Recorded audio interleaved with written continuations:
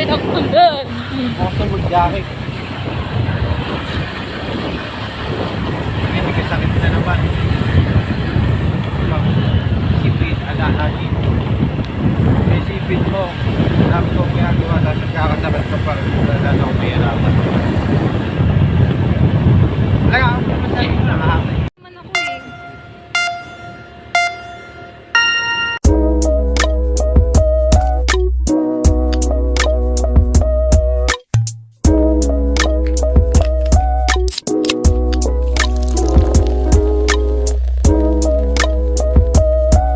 Dito nga pala yon sa Esteban Lomi House, dito sa Latag, Taal. Dahil tag-ulan na nga and dumating kami dito punong-puno na. So, mahirap makahanap ng table dahil lahat occupied na siya. So, after namin ma-receive yung pampalasa, itinimplahan na namin para pagdating ng Lomi ay okay na.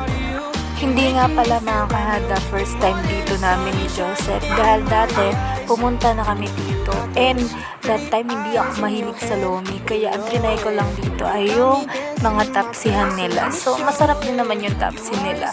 At the second time na pumunta kami dito ay nag-try na ako ng Lomi. Sabi ko ang sarap pala. Kaya nung third time na namin, sabi ko i-vlog ko na para mapakita ko din sa inyo mga kahada na legit masarap at dayuhin talaga ng mga tao. Kahit mga taga-ibang lugar dumadayo sila dito, kahit mga alien, galing ibang universe, charot lang.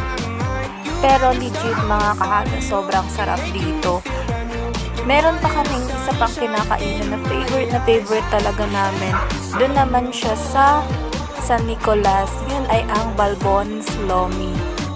Next time, i-vlog ko naman para sa inyo mga kahada. So ayun, enjoy watching us eating. Sana nagugutom ka ngayon. Charot!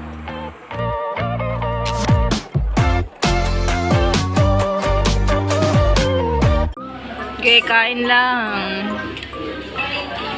Yan, kumain kasi sa bahay bago kumain ng Lomi eh. Ayan tuloy, hindi niya maubos.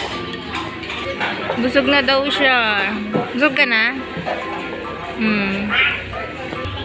At yung akin, no, sa Ed. Hindi lang mahilig sa sibuyas. Yan. Lang. Pero saan?